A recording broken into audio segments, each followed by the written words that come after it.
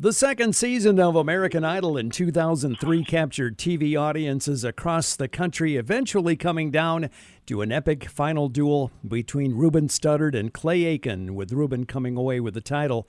But the two of them have remained close through the years, and this week, Western Michigan University's Miller Auditorium will be hosting the 20th anniversary tour of Ruben Studdard and Clay Aiken, who are joining us this morning here on WKZO. Ruben, good morning.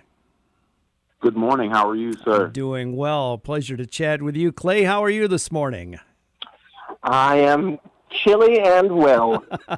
Well, that's a great combination. You don't want to be too overheated this time of year. He's quick, Ruben. He's quick on the uptake.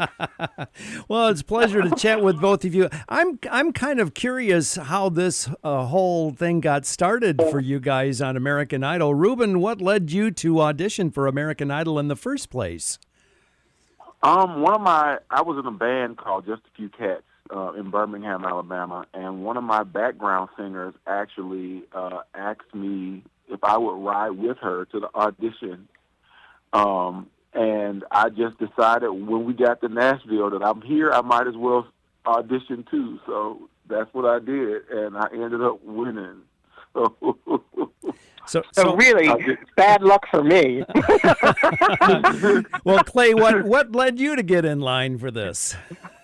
Actually, I can't say bad luck for me, because if Ruben had not auditioned, I would not have had one of the best friends in my life. So, but so I was kidding there. But interestingly enough, I kind of had to be talked into it myself. I mean, neither one of us, I think, had watched season one intending to audition. I had the parent of a student that I was working with, convinced me to audition myself, and I told her I would, because there was a pre-audition in Charlotte where I was living at the time, and I went to that and got cut. And, just the idea of being cut made me, I wasn't really motivated to do it that much until I was told no, and then it was on. So I went back to Atlanta and auditioned again. Clay, as you made your way through this competition in 2003, was there, at what point did you think, I've got a shot here? It's tough to answer that with any sort of real authority, simply because I think I always thought I was going to get cut. I mean, I really every week would go backstage and pull one of the associate producers aside. She's actually runs the show now, and ask her, "Am I getting cut? Am I getting cut? Just tell me. I promise I'll act surprised. Just ask, am I getting cut?" Because I really thought I was. But at the same time, and Ruben will remember this, at the same time, every week we'd walk out into the live house, and we'd go on stage to sing, and in the audience, folks would have signs, and I mean, I'm not saying this is a boast, I'm saying it's a fact. About 45% of the signs would be for Ruben, and about 45% would be for me, and then there'd be 10% that were there for our fellow competitors. And I think at some point I should have known better that Ruben and I had a good shot at sticking in for a while, but you never know with that show. I mean, it surprises you. Ruben, were you confident going along week to week on the show?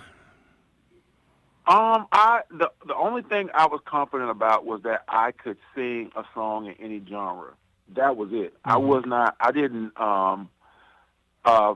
try to fool myself to believe that every week I knew which way the American public would choose. Like I think everybody that was on that show every single week was nervous as to whether or not they would go home. I just knew that I had a good opportunity to do my best every week because I knew a lot of music. But that's it. Ruben Studdard, Clay Aiken, our guests on WKZO this morning at 7:30 on Thursday night. They'll be performing at Western Michigan University's Miller Auditorium together on stage. You've done other things together, including Broadway together and separately. Is there a marked difference between concerts and doing Broadway?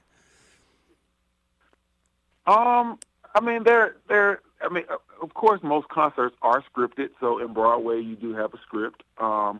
But there is a lot more leeway for Clay and I to go off script on our own concert because, it's our show.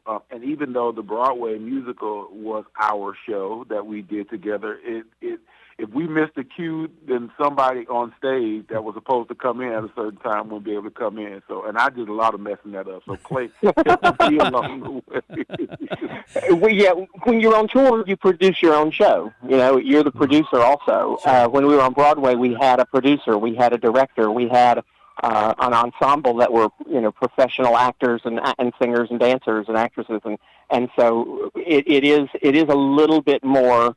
I mean, listen, I think both of us agree our Broadway show was one of the most fun shows we've ever done as far as what the audiences got. But it is a little bit more restricting to the performer, like Ruben said. We on this tour, no shows are ever the same. The songs are the same, but what we talk about, we don't even know until we get on stage, and I think that makes it more fun for us. Kalamazoo, I think, will be our 60th of this particular show, of this tour. Wow. So we've done it a lot. We'll end up at 80 before this thing is over, and we never get bored or repeat it, you know, so that makes these tours so much more fun, I think. Oh, that's great to hear. You're going to be returning to American Idol, I understand, for the upcoming season finale. Is this show still a viable a way for people to get noticed and to maybe build a career for themselves? Do you still feel that it's a strong entity? We may go back this season at some point. We haven't confirmed anything. We performed on last year's finale, but this year they'll probably try to bring back Fantasia because this next season will be her 20th anniversary. But we've both gone back a few times over the years. As for its viability, I think it's just about how, you know, different measurements are used now. Ratings were so important back in 20 years ago when we were on. Now it's so much more about social media and clips going viral and how many people rewatch things on YouTube. So I think it's a very different world, and in that world, Idol still does better than almost any TV show. And Ruben, you feel the same way? Yeah. Absolutely. I think that Idol is one of the best platforms for young people to have the opportunity just to be noticed. Like, you know, everybody is not going to be an overnight sensation. I don't care what platform you're on, but you do, at the end of the day, need somebody to hear you sing. And what Idol does better than anybody is they put you in front of every person, every record label, every producer. Everybody gets the chance to hear whether or not you have the chops or not. So you have a shot, and that's all that, and that's what they're good at doing.